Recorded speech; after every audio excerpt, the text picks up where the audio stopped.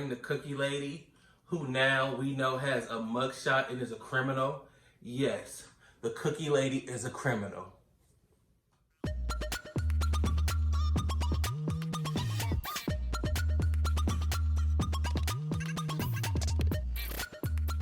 I've been gone for a minute. Now I'm back with the jump off. Hey, what's up? I am back with another recap of the Housewives of Atlanta episode. I don't know. I have lost track. Season 12. I have been gone MIA for a minute, but I am back. Please forgive my delay. Just had to get back into the rotation of things and making sure that I stay consistent. I promise I'm going to do a better job bringing y'all these recaps of Real Housewives of Atlanta because I miss y'all. I enjoy doing it. I enjoy Real Housewives of Atlanta. So why not talk about it with y'all? Let's do it. Let's get into it. Before we start this recap, make sure that you like, comment, subscribe. Please, please, please hit that bell button down below so you can get the notifications each and every time that I post. Make sure that you share this video with all of your family, friends, co-workers, because we have a good time when we do these recaps, okay? So let's just jump right into it. Just like we did once before, once again. My glasses are giving a horrible glare, so I'm going to take those off. Might be blinking a lot because I really can't see that well. But we're going to go ahead and get back into it. So again, season 12 episode, I am not sure.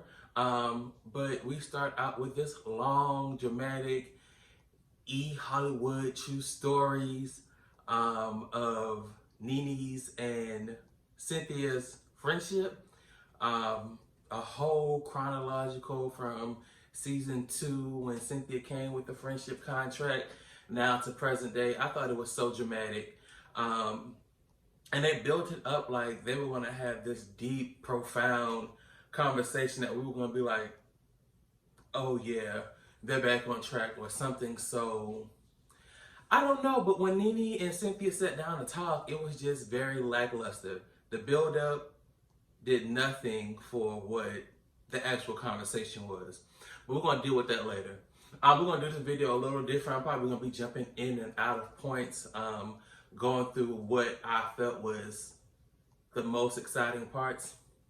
Anyway, so we do that whole little chronicle of Cynthia and NeNe's friendship, which, I mean, I can see why Cynthia would use the word toxic, but then I would see why NeNe was upset about the word toxic. Like I said, we'll talk about that a little later.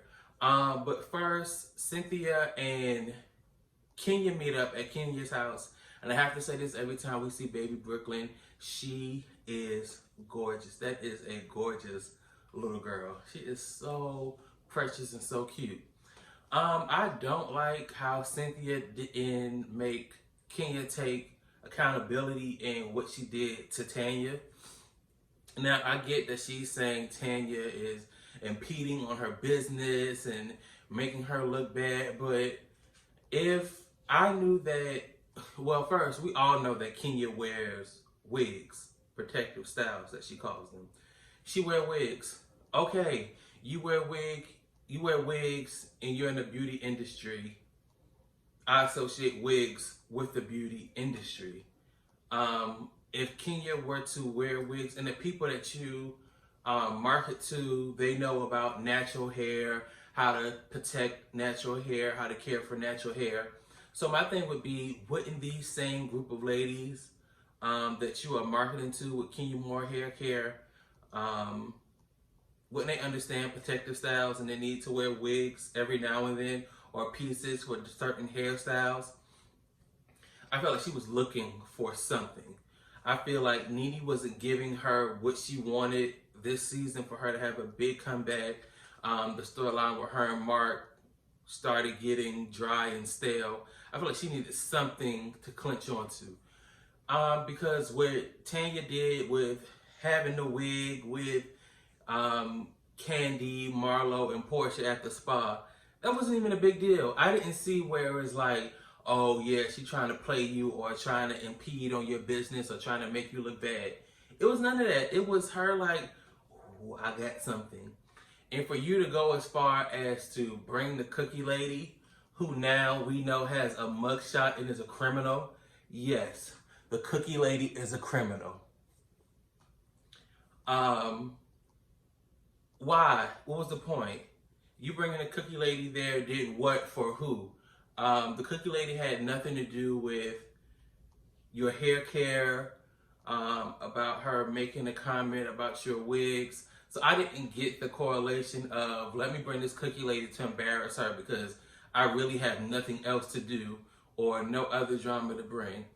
Her bringing the cookie lady was nasty. It was disgusting. I felt like she went way too far. It had nothing to do with anything. If somebody would have brought the lady that was going around saying Mark had a illegitimate child on Kenya on the show, if somebody would have brought that lady on the show, Kenya would have been pissed. You don't do that. That's nasty. That's low down. Blah, blah, blah. All that fake stuff. So I feel like bringing the cookie lady was unnecessary. I felt like in that moment when Cynthia and Kenya were talking, Cynthia should have checked her and be like, okay, friend, you went a little bit too far.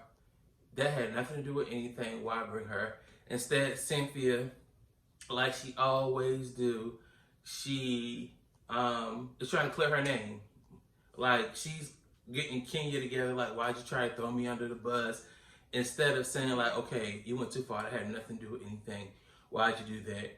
Kenya gives this tired explanation. I was rooting for Kenya so much this season. I was excited for her return. Now I'm just like, okay, you're messy. You can go and just be done with it. Like I said, I feel like Cynthia should have held her friend more accountable for the trash that she did to Tanya, because it wasn't even that deep. Like, it wasn't that deep at all. So they meet, and NeNe with this tired as, what was it, a leopard luncheon? That was tired. That was weak. She's trying to act like, oh, I do this all the time. You did this event once. You did this event once a year ago, and now you're acting like it's something you do all the time. It was pointless.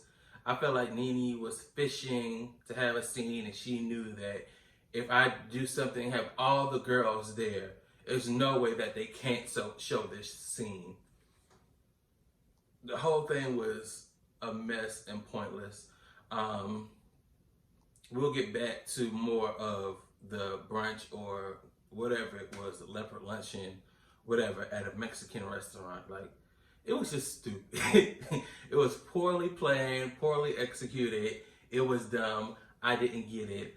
But when Marlo went to NeNe's swag boutique, and she was asking her, you know, like, oh no, NeNe told her about the letter, and she was saying, I got an invite from Cynthia to meet her at the wine cellar. I'm going to go so we can squash this beef or whatever. I was happy that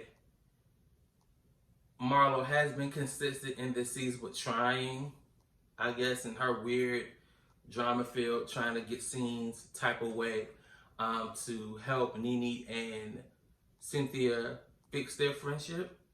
I thought that she was very supportive in that situation. Like, okay, yeah, you should go hear her out, talk to her, see what she has to say. Yeah, that was it.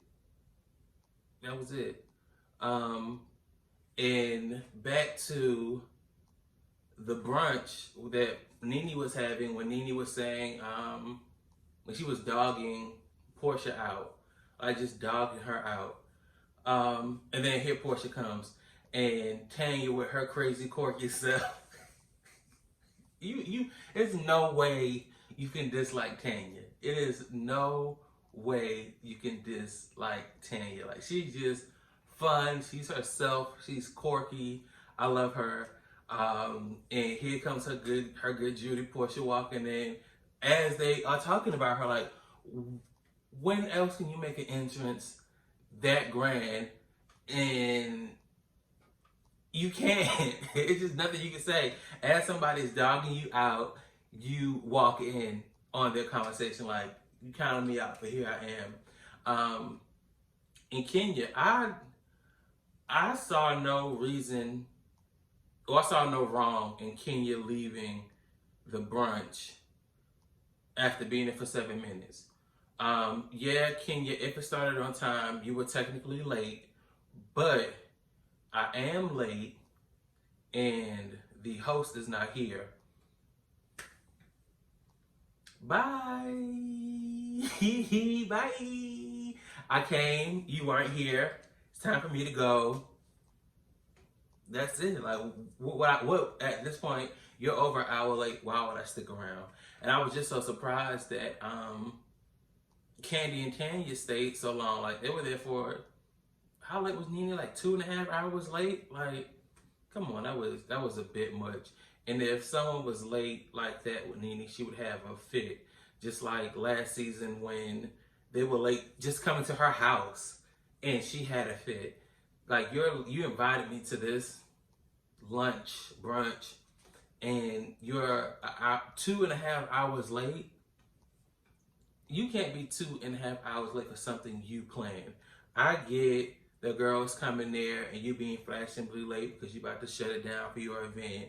I get 45 minutes, at the most, maybe an hour late, but you're 2.5 hours late.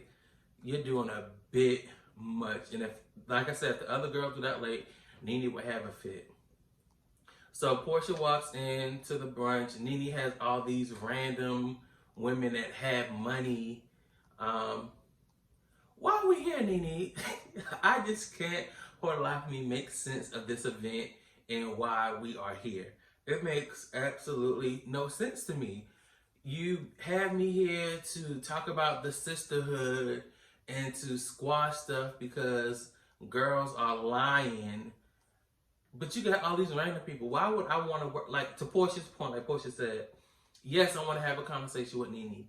But why would I have a conversation with you and our issues around all these random women that I do not know that will probably offer their unsolicited opinion? It's bad enough that I would have to do this one-on-one with you in front of the girls that we actually do know, these group of ladies, and we shoot with and that we're friends with. But why would I do it with all these random women? And I'm gonna need NeNe Leakes to grow up and use a word better than sisterhood. Cause one, it's not a sisterhood.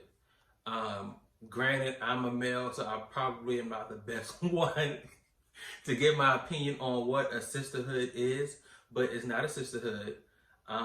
Two, y'all some grown ass women talking about building a sisterhood and we have a sisterhood, like, and y'all don't. Y'all fall out with each other every other week. Y'all don't have a sisterhood. Y'all aren't building one. Y'all probably will never have one. Except then to move on. That's why I do agree with some of the blogs that I watch and I've been reading, where it's like the ensemble cast with these group of women is getting stale. We know that it's going to be weird between Portia and Candy. We know that NeNe is always going to think that she's the one and people are coming for her.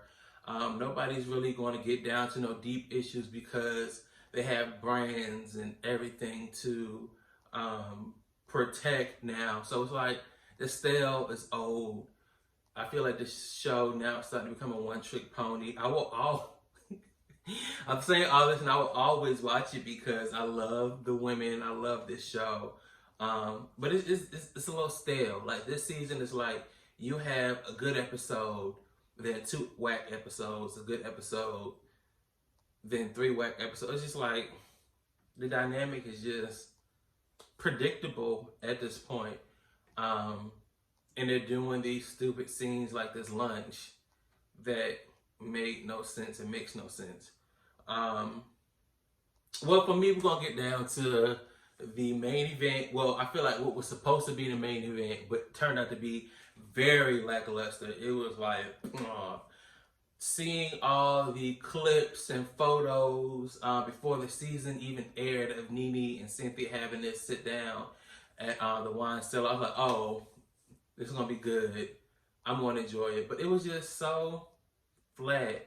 I will say I need NeNe from the sit down that her and Cynthia had. I need NeNe to get off of her high horse. NeNe is a narcissist. She has a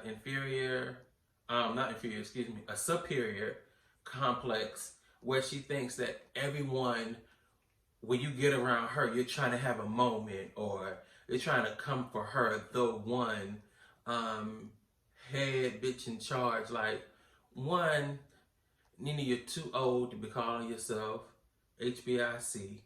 No one is coming for you. The blessing and the curse about this show, unfortunately for you, NeNe, is it is an ensemble cast. One pro and con is the show will go on with or without one of the castmates. Case in point, Phaedra. Everybody thought, oh, as soon as Phaedra leaves, this show is going to go down. We have had 2 successful seasons without Phaedra. And NeNe, we had a whole successful season without you. So you can't say you're the one and people are coming for you and people are trying to have their moment when they're in a scene with you, because you are a part of an ensemble cast. If you were to leave today, no one would miss you.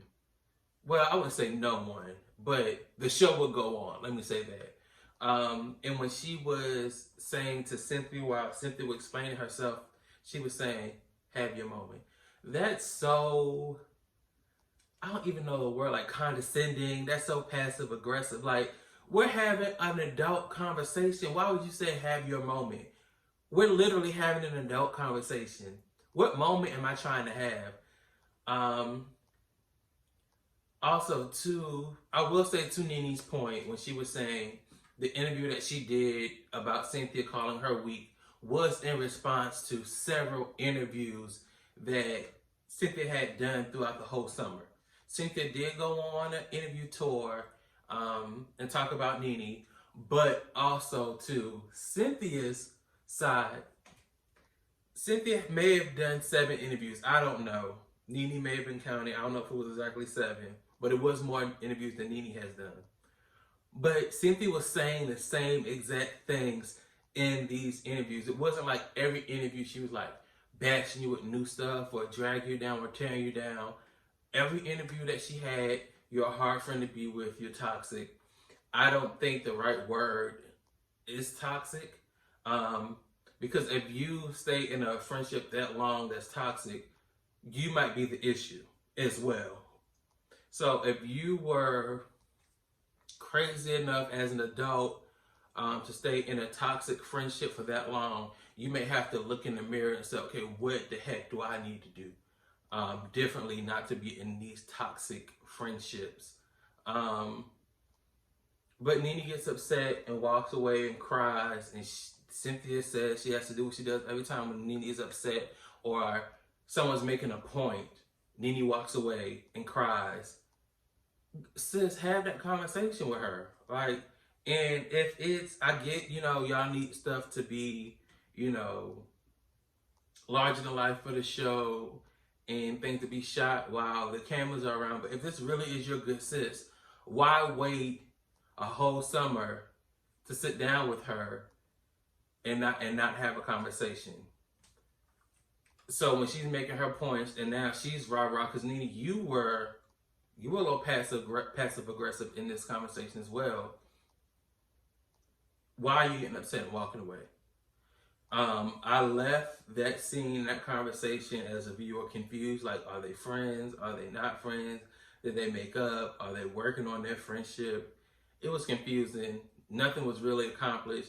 I did like the moment that they had at the end when they were outside and NeNe was complimenting Cynthia on her wine cellar and saying how beautiful it was, and the little funny moment they had with the bee in the tower that had the bee on top. That is, very fitting for it to be there with the Bailey wine cellar. But I thought that was cute. But other than that, it was just like, again, what was the point of this scene? what was accomplished? What was worked on? Was it a scene just because we wanted to see Cynthia and NeNe together in a scene one-on-one?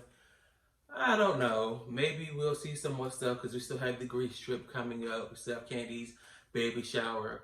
But that was episode, I don't know the number. That was it for the episode to me. It wasn't like great. It wasn't bad, but it wasn't great. So it is what it is. That was that episode. But make sure you guys, again, like, comment, subscribe. Please hit that bell button down below. Jump in the comments. Tell me what you think about Cynthia and Kenya. Cynthia not holding Kenya more accountable for the stunt that she pulled with the cookie lady. Jump down in the comments and tell me what you thought about that scene with NeNe and Cynthia. I thought it was pointless. Like I said, as a viewer, I left that scene like, what happened? Are we friends? Are we working on our friendship? Are we good? Are we not good? I don't know. But y'all tell me what y'all thought about this episode. I will make sure that I am back next week and I am on time with the recaps. But again, make sure you hit that bell button down below and subscribe so you do not miss another video. Share this on your Instagram, Facebook, Twitter with your family, friends, co-workers. And I will see you next time with another recap.